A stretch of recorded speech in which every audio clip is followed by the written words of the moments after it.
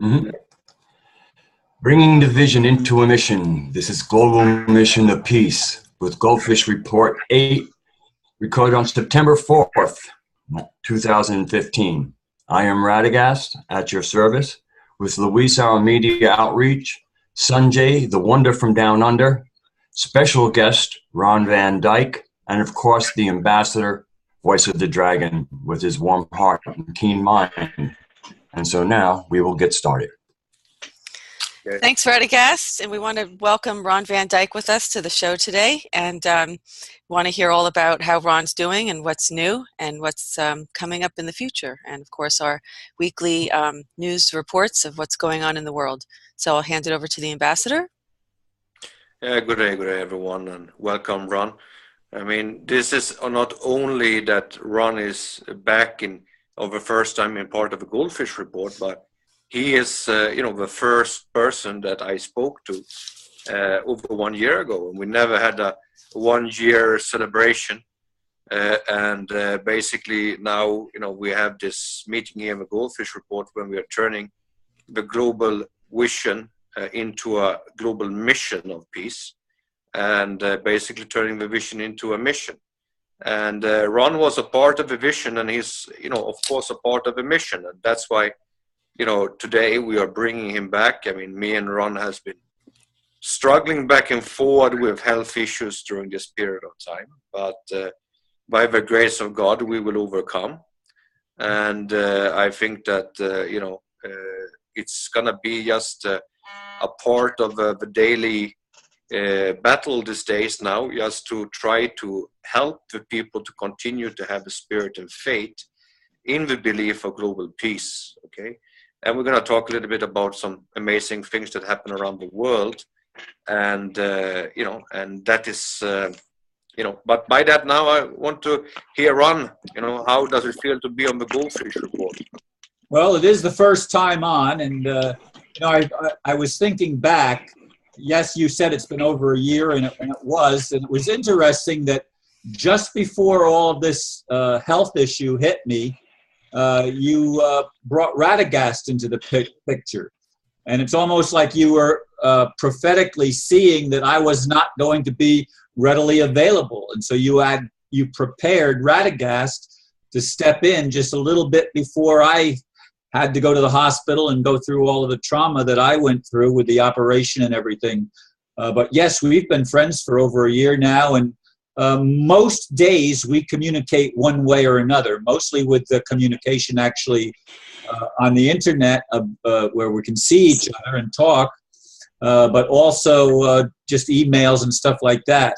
So I appreciate your friendship, and I've stood by you even when some of my friends thought that I was nuts. But yeah, I appreciate what you're trying to do. I appreciate your vision, and I hope to be able to hang in there with you and with the team, because together we're creating a better world for humanity. Even if some people don't see that yet, I believe that's the goal, that's the mission, and I think we're moving in that direction, even when we have bad days and can't see it so clearly.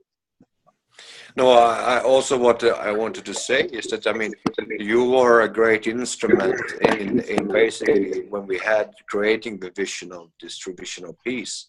And then, you were struck with your health issues, and I was still, struggling on.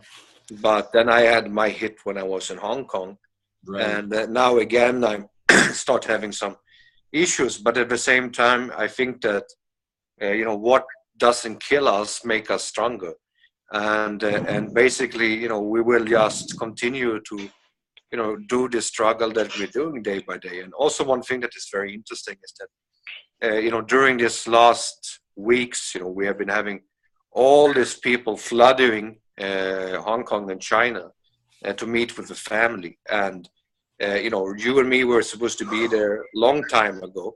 And God, of some reason, hold us back at that time. But now suddenly all these people is coming there, and people are meeting with the family, and they are floating, and they are, meeting with doctors, and they're having healings, and they're having a lot of good experience happening over there.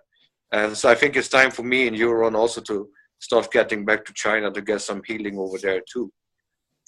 Well, I could certainly use some healing, because even though people tell me how good I look and everything, the last couple of days, not so much. Today I'm sort of neutral, but the last 2 days I was not feeling well. And of course, we were supposed to do this program on Wednesday, but neither one of us were feeling very good. And you ended up going into the hospital for a day. So everything works out for good. And I've learned that. And that was something that I learned as a boy, that all things work together for good to those that love God and are called according to his purpose. And that's one of the things from the New Testament that I still agree with, that ultimately things do work for good. Well, I was actually sending you, I don't know if you had the time to see it, I sent you again a very interesting thing from this rabbi from Canada about Paul, and I kind of agree with him quite a lot on most of his points that he's making, as you know. But it doesn't still take away the message from Jesus. We have to see the difference between the Jew Jesus or Yeshua and the Greek Roman Jesus that has been propagated all over the world. And it's interesting to know the person and the background of the faith, as it is not something that what later on was alterated by the Kabbalah, also of course to keep people in fear and keep people under control. And it's important to follow the message instead of just following the doctrines and dogmatic type of things. And this is what when we developed True Vision of Peace together, we were talking about removing this religious dogmatic things and basically putting the focus on the values from religion, but not actually propagating religion. Yes, and there are values to religion. And I mean, I'm not one of those that believes in just throwing away all the religious training that I've had and that others have. And I've learned to look for the good in all religions, which is something that most people, they stay in the narrow-minded, that it's just my religion and everybody else is wrong. You've been one of my teachers in that respect to teach me more about Islam, for example. But over the years, I can look back, I have Buddhist friends, I have Hindu friends, I have Jewish friends, and you're of course Muslim. So I've hit all the major religions and probably even some of the minor ones that I'm not naming. But I opened my mind a long time ago to recognizing that God speaks to everyone, but not always the way that everyone can understand what he's spoken to someone else in a different culture. Because God reaches us in the culture in which we live and with the language or the understanding that we come to the plate with. I think this is very important. It was an article written about old Quranic scriptures that was talking about to save a man's life is to save the whole humanity.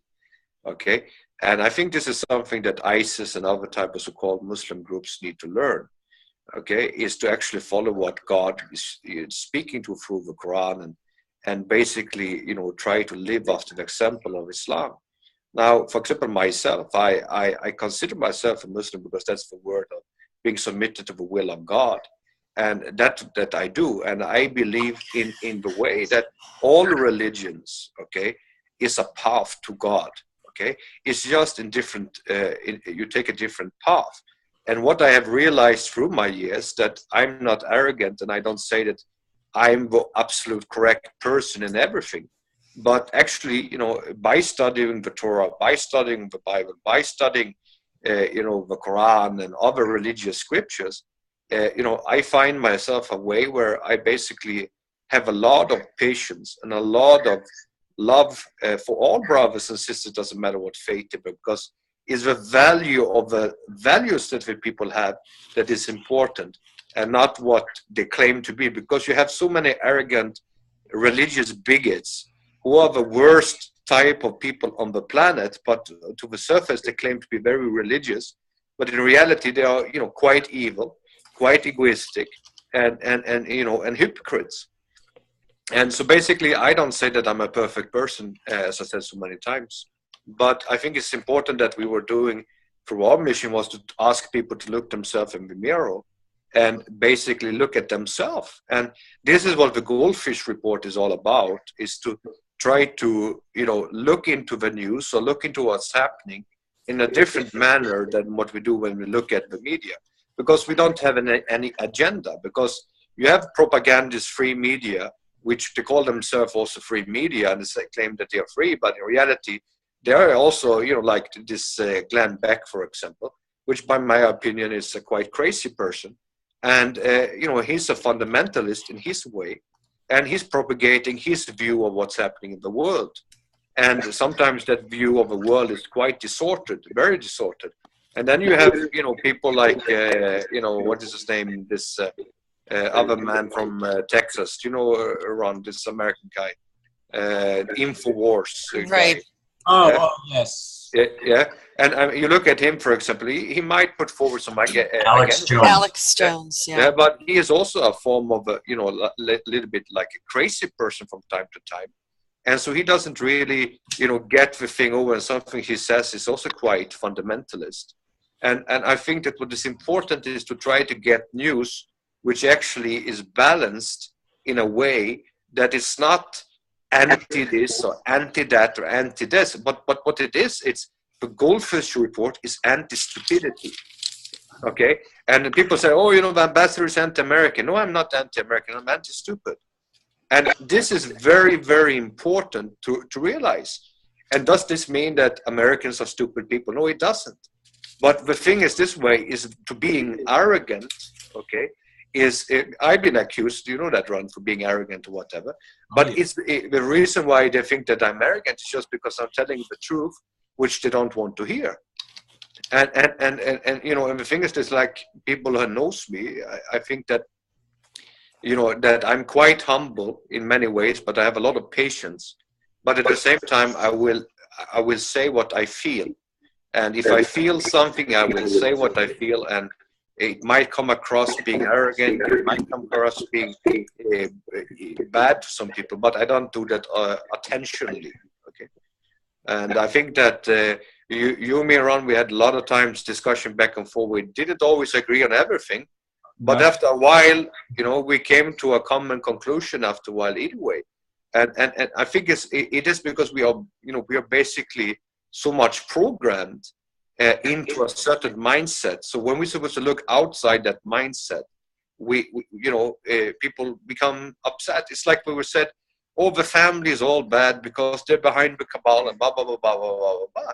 And if that's the case, in that case, why do you empower the cabal?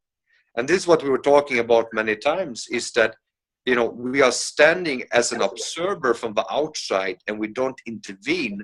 That makes us in some way actually guilty also to what's happening. And we have a voice, and the voice can say no, and the voice can say stop. You understand? But if we do nothing and just whine and complain and blame on others, we are not coming anywhere. And now, when the people are putting forward the things with the projects and all these different things, this is wonderful. But the most wonderful thing, I think, is actually the stories of the people that was there, the stories how they came together, how they supported each other to help each other out when they had problems, when they had things. And this is unity, bringing people from all around the world together for one common cause. And that's basically to liberate humanity. And I think this is an amazing, because like I said, when we start talking, Ron, we said, don't listen to what we say, see what we do. And now, I said to you in the beginning, I wanted to bring you to the family. I wanted to bring you to you so that you could see it yourself. Now we have, almost 40 people that has gone through the process and done that. You understand? So, all these people that is sitting and saying, oh, we don't see this, we don't see that. It's no what's called clear, it's no transparency.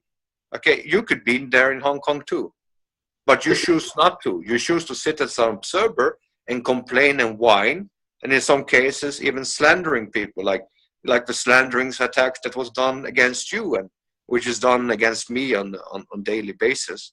But I mean, it is like I think that if we didn't do a right thing, we probably wouldn't have these aggressions against us. I think it's a sign that we're heading in the right direction. Why people is getting stirred up and upset, and needs to attack us all the time. You know? But also we have a lot of support, and that's also very important to put the focus on the positive things. Okay, does anyone else want to ask Ron something here? Sanji has been a part of a Valhalla, you know, this Hindu thing, so now he's all traumatized and falling asleep or speak.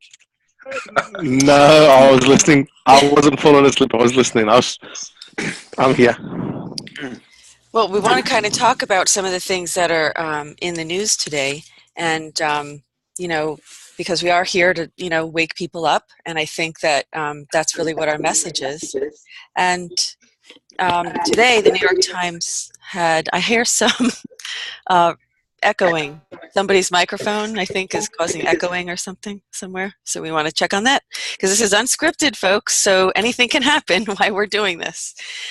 So Glenn Greenwald had an article today in the New York Times about the bombs, these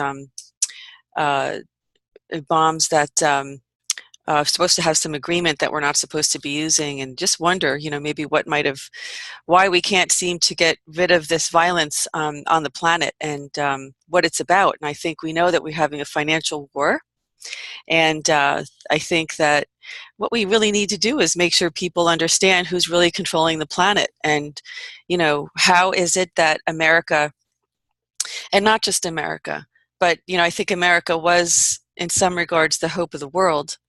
How did America turn into a country of apathetic, self-centered sheep who don't know how to think for themselves anymore?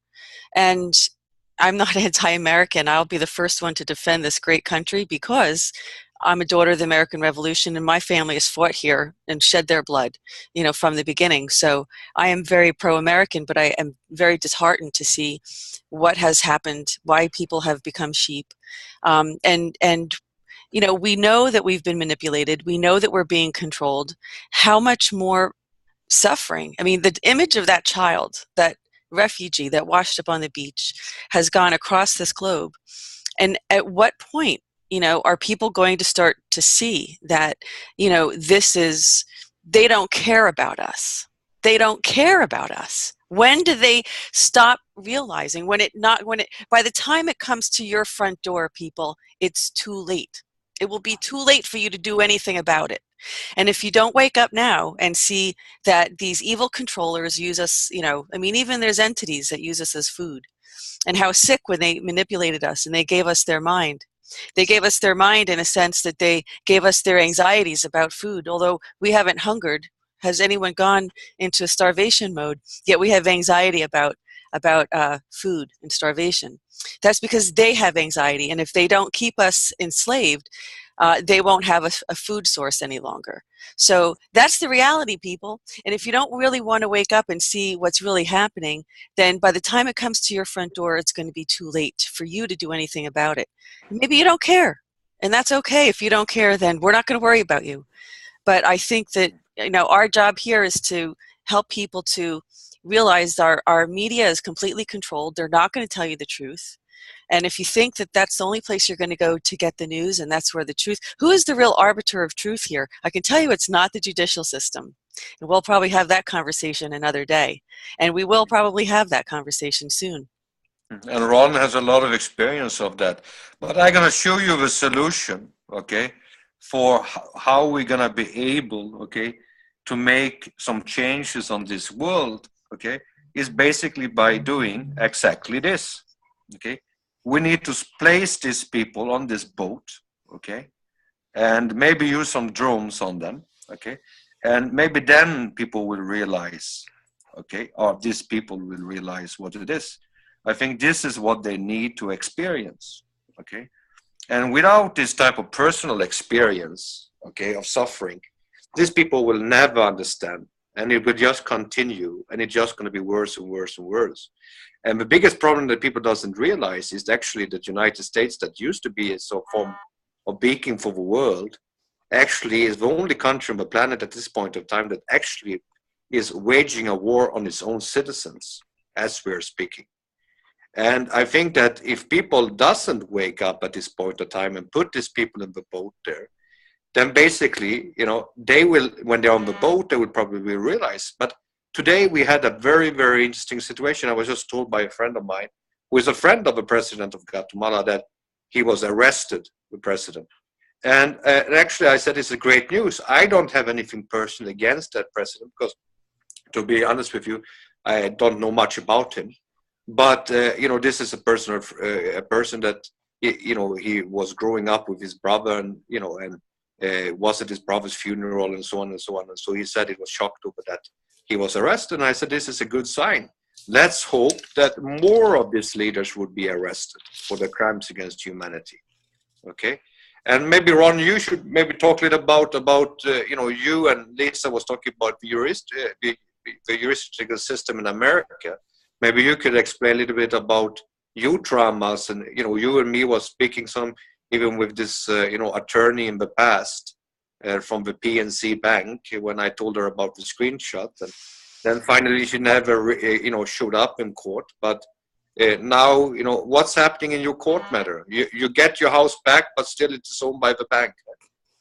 Well, honestly, there's still a lot of unanswered questions. The last ruling, I thought they ruled in my favor and released everything, but the paperwork still shows the bank owning my house. And for those that aren't aware, my house never had a mortgage on it from day one. It did not have a mortgage. I'm actually going to be doing a program about that. I have to write the script because I want it to be very accurate, and I haven't finished doing that yet. It'll be within the next few days probably. But the whole situation is crazy because in the original challenge to me owning the property, it was a challenge of a will of the lady who owned the house that I lived in for many years. She was the minister of the local church, and I was one of her strong supporters. And her banker, specifically her banker's wife, manipulated her into signing the property over to them. And then she realized she made a mistake, and she came to me and she says, "Ron, I've made a terrible mistake. Can you help me?" And I reached out, and we ended up creating a trust, and they challenged the trust in court. That's been going on now over 10 years. We won 7 years ago. The case was over, and the settlement was if they allowed me if I allowed them rather to let them appoint an attorney to sell the other property, Dr. Mary's original house, not the house that I live in, but the other house, they would let me keep my house. Well, they reneged on their promise, as lawyers who also are known as liars often do. But anyway, that battle is apparently still going on. They've opened a whole new lawsuit with different lawyers, and it's still trying to take my house, and it still shows the bank as being the owner of my house, even though the ruling was seemingly on my side.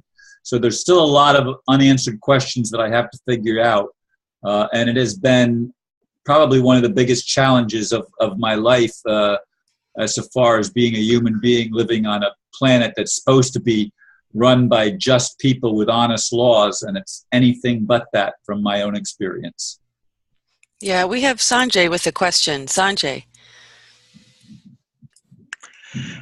With what we were talking about with the blowing up of the people on the boat, today, yesterday, because I'm 1 day in advance, one of our politicians basically announced that we will not be taking any more Syrian refugees apart from what the quota we've got.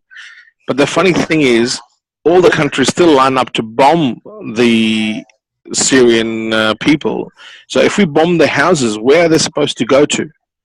Right? We're taking the houses away, but we're saying we're not going to accept them in our country. I'm saying, okay, fine, let's not accept them in our country, but let's not go and bomb their houses.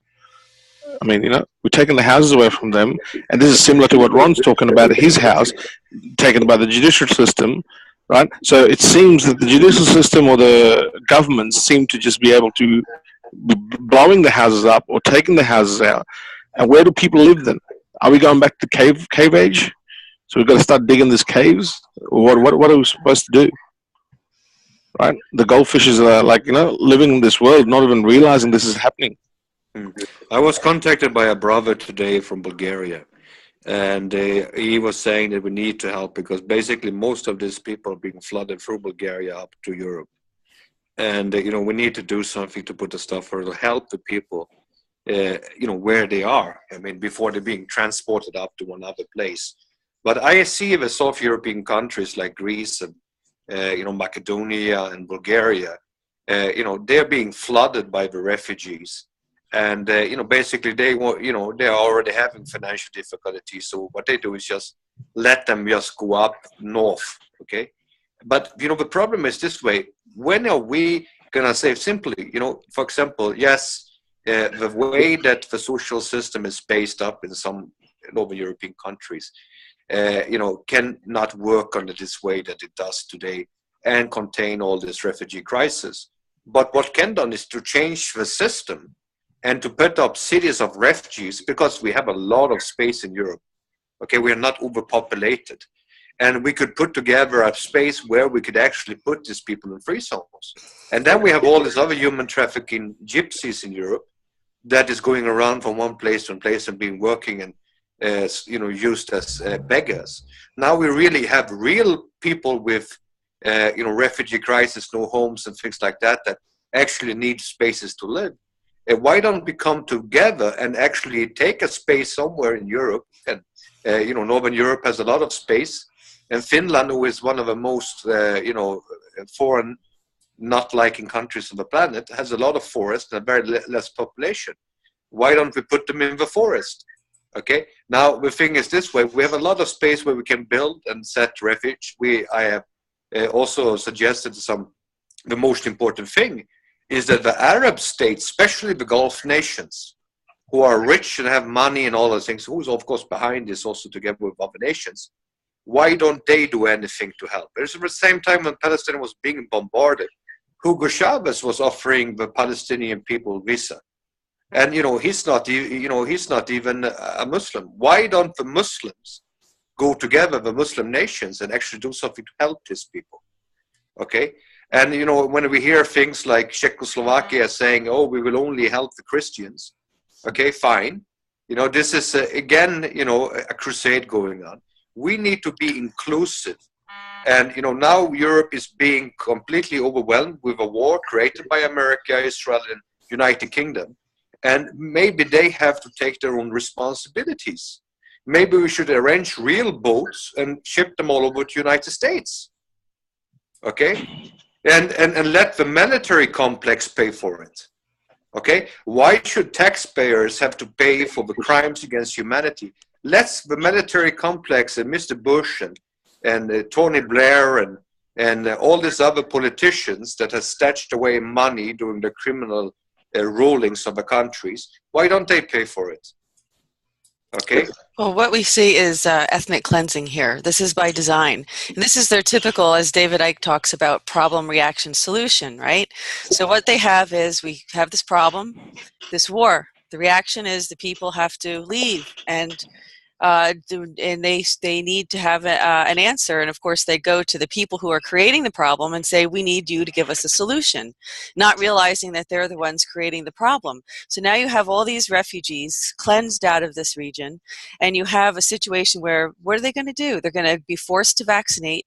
They're going to go into camps. It's going to, what were the factors that contributed to the Holocaust? What were the factors that contributed to all these people being imprisoned in these internment camps?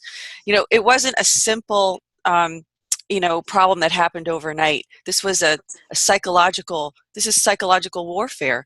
And, when will people realize that this is really what's happening? So what's going to happen is, how many of these people are going to end up dead? It's too many. I mean, the image of that boy is indelibly seared into my mind. It could have been any one of our children, could have been us, could have been our neighbors. And so why, is that okay? Is it okay that we see this little boy drown there? We have to take these imaginary borders down between our countries and realize that we're all one human race, because, you know, there's a reason, I think, why President Reagan made that speech at the UN about if we had, you know, one common enemy, and we do, and they're here, and, you know, they're trying very hard to keep us from knowing about that, and there's an anti-life force on this planet, and they despise us. They absolutely despise us, and these are not by accident. These things are not by accident, because when we had Hurricane Sandy on the East Coast, everybody knew what they had to do. It was almost like everybody went into quantum field and knew what their role was, what they needed to do. Everybody mobilized, everybody got things done. Humanity knows how to help themselves. We don't need people manipulating us and telling us how to think and how to feel. And until, you know, we just need to inform people that they're being manipulated. And until they see it for themselves, you know, they have to wake up out of this stupor that they're in, because they don't realize they're being, it's just that simple. It's so easy that it's right in front of them and they don't see it. It's so easy. All you have to do is realize you are being manipulated, and we have the power to take control back of our planet. And when we leave ourselves to our own devices, we do really incredible things as human beings. We help each other. We offer each other homes. What just happened over in, what was it, Norway, where they said, you know, send us 50 Syrian refugees, and then 10,000 people opened their homes. That's what human beings are capable of doing, and we don't need these satanic controllers making us feel like we need them, because we don't need them. We just need to know that we're being manipulated, so that we do have a common enemy. And the common enemy has infiltrated every level of society, from education to government to spirituality. Okay, so they created religion simply to divide us, simply to distract us, simply so we wouldn't figure out what their evil plan is. So humanity is capable of doing anything and far beyond, because every time we have a catastrophe, 9/11 happened. How many people from across the country, the world, came to help? Nobody had to tell them to do it. People knew what to do, because we are all part of the human race. We're all part of the human race. We're all connected. How did we know how to self-organize? It was like a little ant colony. How do they know? You look down at this little mound in the ground of these ants, and they're so organized.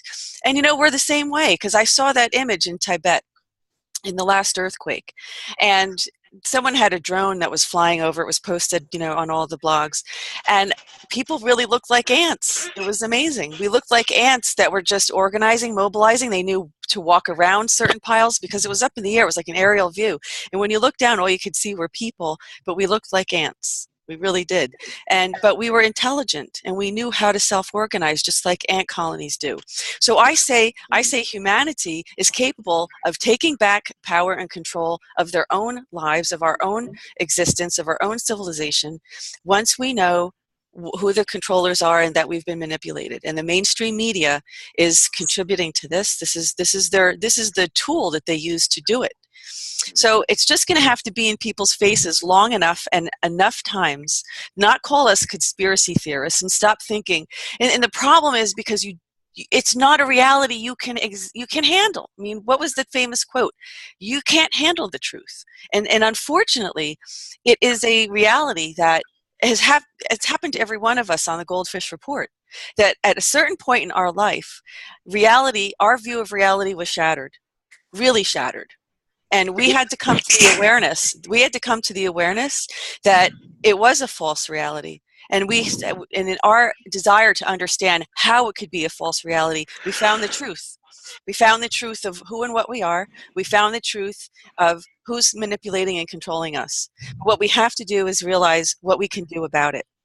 And hopefully. And also, one thing I need to say, okay, because this is a very important thing. We talk about 9/11.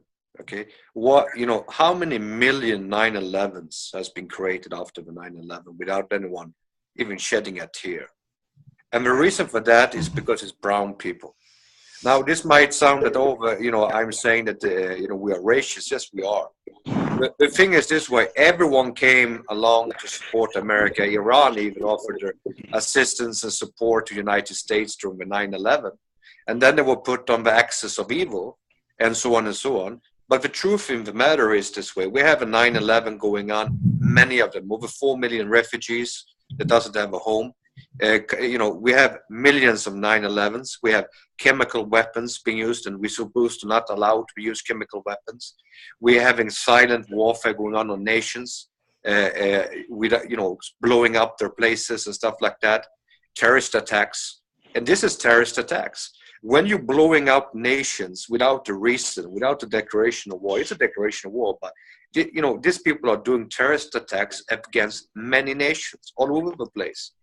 And it's a financial war. And many of the goldfishers, unfortunately, around the world is not even realizing that the collapse is already here, worse than before. And they are just going to wake up with that in few days, a few weeks. And people are talking about, we're going to be multi-billionaires. So yeah, very fine, just try to survive.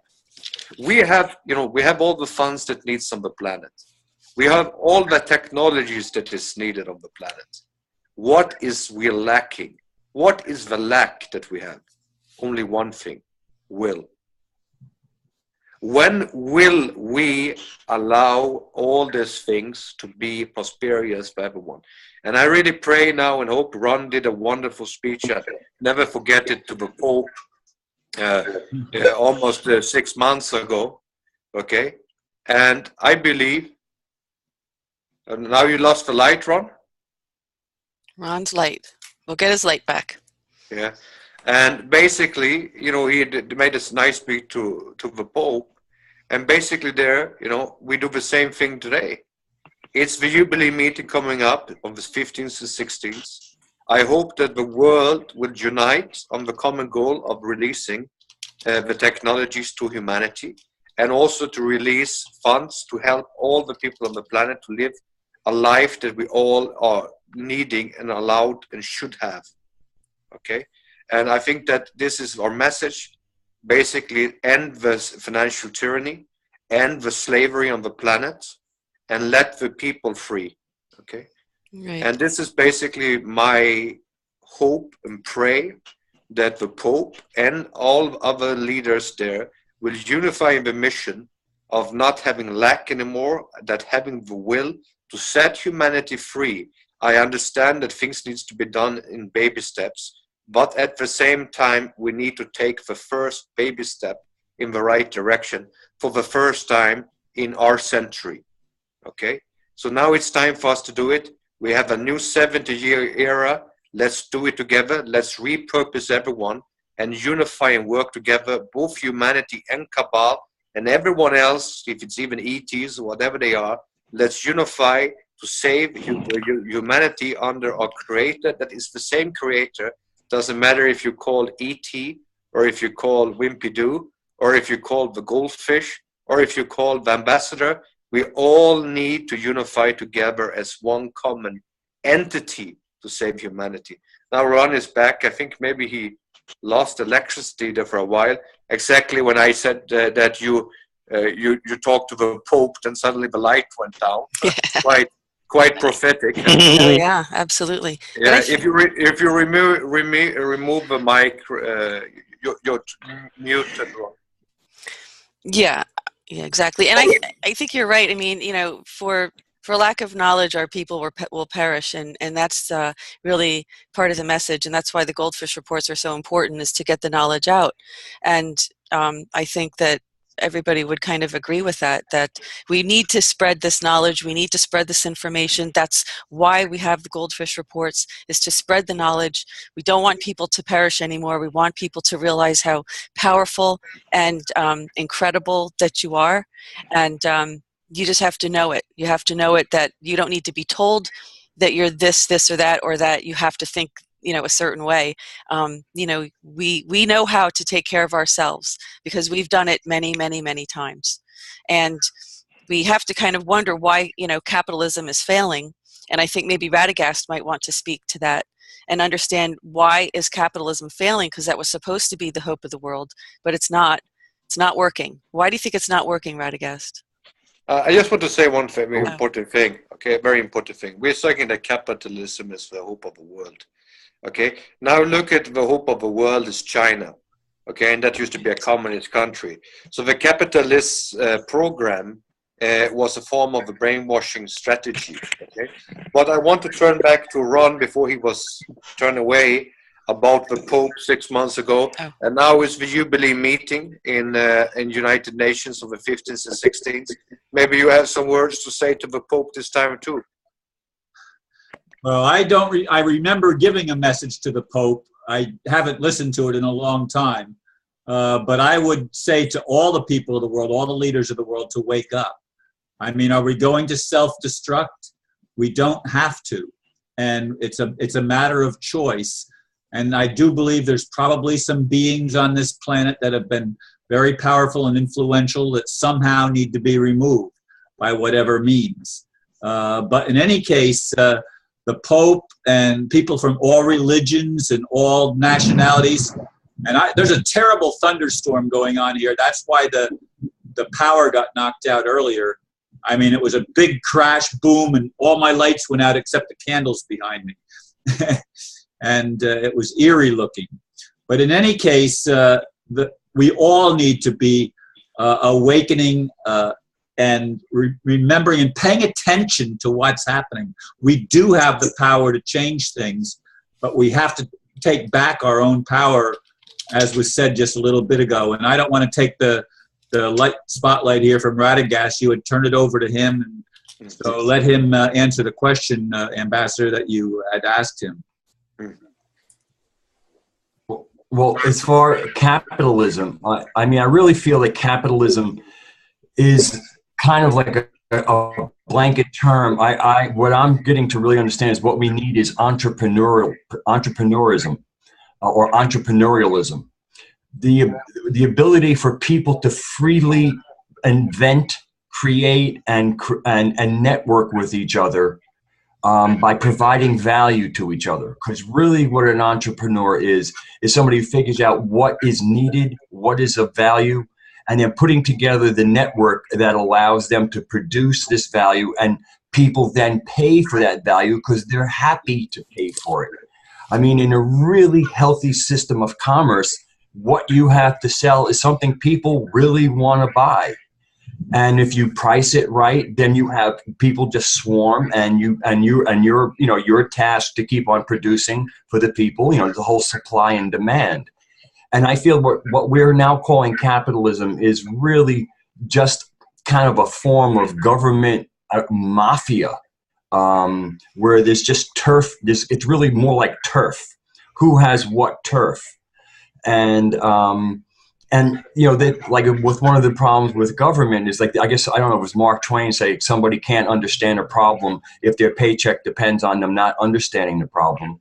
And with 50% of at least Americans, and maybe even more in Europe, being, you know, depending on the government for their existence, and the government is the problem. So therefore, there's the paycheck that prevents them from seeing the problem, because if they see the problem for what it is, it means that paycheck might go away. And so, I mean, capitalism is really a... Radagast, I just want to say one thing which is important here, is that when you look at the 555, okay, will overcome 666. One of the main thing is basically, which is the Silk Road project, okay, to create new Silk Roads to all nations. And the solution is by having international trade relations, by trading and exchanging of goods and services, we will create unity and lack of war, okay? This is the solution for the problem, okay? Now, even when Louisa was bringing this very nice guy, Captain Randy, into our discussion, he was explaining that even in the, you know, outer space, they're doing trading and commerce with other extraterrestrials.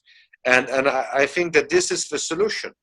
An open free market, but at the same time, we should provide for the weaker people in the society and not allow people to be overslaved and overworked. And that is what we talked about at the Silent Jubilee, which many of the other you know, people that have lack of information the lower range doesn't understand. But, you know, we can go back to the meeting when me and Ron started 1 year ago. We talked about the Silk Road thing, and suddenly everyone talks about the Silk Road thing.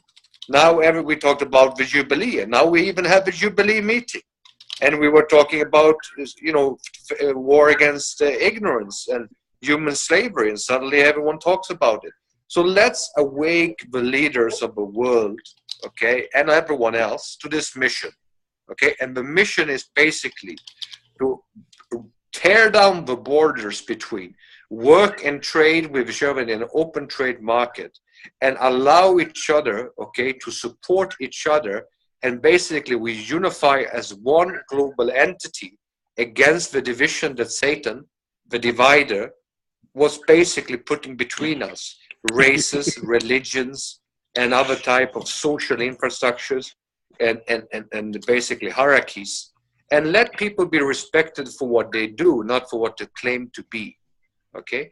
And that is basically what I want to say. I know we've been talking on for a long time, and I'd like to keep the Goldfish Report not too long. And again, I want to thank Louisa for a wonderful, passionate explanation. And I know that she really feels for the people, and she is a real, you know, beacon here that we have in True Vision of Peace in this global mission. And I want to thank Radagast again for giving his insight, and I want to thank Sanjay for staying awake with us. It's very I'm not asleep. Passing into the new day. And again, I want to thank my brother Ron for being online with us here again at the Global Mission of Peace, and you know, turning the vision into a mission. And we will continue to do that. And I think we had a wonderful sharing time, and I want to thank for myself, and God bless. And if anyone else wants to say some last words, please feel free. Well, I just want to thank you. I'm not usually on this program, although I usually watch it program each time. But thank you for having me on as a guest in this case. It was a pleasure, Ron. It was good to finally meet you face to face, because we only messaged each other, and so it's nice to have a chance to kind of see face to face. And Sanjay too. Sanjay's down under, and he's really always has to be the one getting up in the middle of the night to join us. And we appreciate you joining us, Sanjay, very much, and Radagast as well. No, it's a pleasure. It's a pleasure with you know, having a chance to work with awakening people with this stuff. I mean, Ron trying to bring heaven on earth. We can't bring heaven on earth if we're all sleeping. And I wasn't sleeping. I just have to rest my eyes, because as you can see, I'm here. But like, it's just like, you know, when you put the shutters down.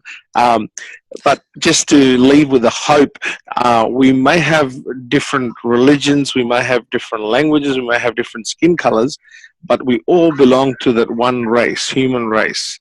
Right? It does not cost anything to be a decent human. Right? So that's the message I'd like to leave, a message of hope, that let's be decent humans, and does not cost anything to be that. And thank you, Ron, for, you know, you are one of the reasons with the ambassador that I'm actually here. So, okay. Thanks, Rad. Any final words, Rad? Yeah, I would just part of you know, good commerce and trade is freedom of movement. So I guess like to say, police officers, let us move about freely. Okay, it's we need to be able to get to point A to point B without being traumatized. Well, I'd also like to say to the soldiers and to the police officers that we're all your neighbors, we're all your brothers and sisters, we're all your wives, mothers, friends, neighbors. So when you look us in the face next time you want to shove a gun in somebody's face, or you want to taser somebody, you know, think of how you would like someone in your family to be treated that way. And stop just listening to your orders when you know in your heart it's not right. Just a police officer committed suicide because he was not going to go along with conspiring to I think it was he wanted him to agree that someone committed a crime that didn't commit a crime. And so we don't need to be in that position where someone feels like there's no alternative. This is because they see it's so complex, the issue, that they don't see a way out. They don't see a resolution. Nobody needs to be pulling the trigger on anybody, not themselves, not their neighbors, not anybody. And if we're never going to leave level 0 civilization and become a level 1 civilization and try to be greater beings, if we don't wake up and take personal responsibility. And the only thing we can really do is try to help guide each person on a soul level and try to help them go inside, look inside. And like Michael Jackson said, this man was also on a mission who really tried to wake people up and change the world. Be the man in the mirror or woman in the mirror and see what you can do. What can you do? Stop asking, what can other people do for you? Start asking yourself, what can you do? And we really can do a whole lot more than we think. And that's it for this episode of the Goldfish Reports, and we will see you next time.